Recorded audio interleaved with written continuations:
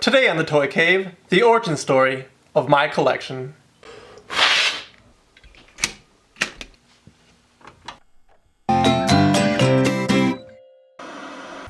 It was 1995 and I was in 6th grade, and I was starting to feel embarrassed that I still played with toys. Oh hey Mom, Dennis needs a ride home from school again. Oh. Yeah, I got you this G.I. Joe from a rummage sale. Thanks. That summer I was up north at my grandparents' cottage when my dad asked if I was going to order the Han Solo figure on the back of the Froot Loops box. I was almost 13. Too old for toys, but it was free, so I thought, why not? 6 to 8 weeks later, a tiny white box arrived in the mail. A couple months later, I was at Sports Cards and Things, a store in the mall, when I saw my Han Solo in the case for $20, surrounded by vintage Star Wars figures at even higher prices. I grabbed a copy of Lee's Action Figure News and Toy Review, which they carried at the shop, and started paging through the Star Wars section. I was shocked at the high prices these old toys were bringing. The following summer, I started going to flea markets with my mom. She was an antique collector, and I had already been going to flea markets with her, but this time I had something to collect myself. The first figures I bought were Obi-Wan, Zuckuss, Squid Head, and Prune Face. I bought a copy of Tomart's Price Guide to Worldwide Star Wars Collectibles. This guide had everything that was marketed for the old Star Wars movies. It was my collector's Bible through junior high and high school. I highlighted everything I had in the book and used it so much that the pages started to fall out. So let's take a look at the figure I consider the first figure in my collection. He arrived in this white mailer box. This is Kellogg Company, P.O. Box 5001, Battle Creek, Michigan.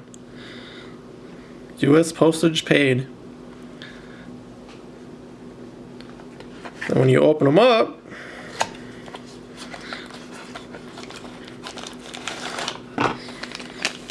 came taped in a baggie here with a warning, not for children under 3. This figure's never been opened, so we're going to take a look at the actual one I opened when I was 13 years old. There he is. Han Solo in Stormtrooper disguise. He suffers from the same things that all the Power of the Force 2 figures do, in that they're all overly bulky, like superhero bodied. But I always thought the likeness of Harrison Ford on these Power of the Force 2 figures was pretty decent. Comes with a removable Stormtrooper helmet. You could play with them just as a Stormtrooper, or, from the iconic scene in the movie. Even though these mail-away figures were fetching around $20, $25 back after they first released and you couldn't get them anymore because of the big Star Wars collecting craze that had begun, nowadays you can get a loose complete figure like this for less than $10.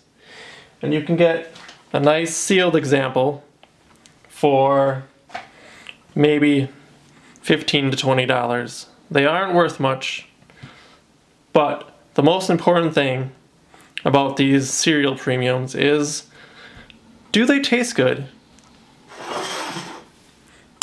So we're going to find out. Take your Froot Loops, pour them over your Han Solo premium figure,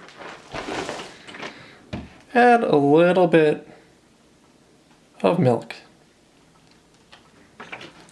and then you dig in.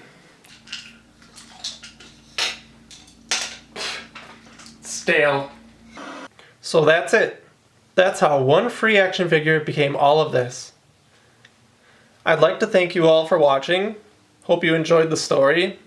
Let me know if you have a similar story of how you started collecting in the comments. Don't forget to like and subscribe, and I'll see you next time. Thanks for watching.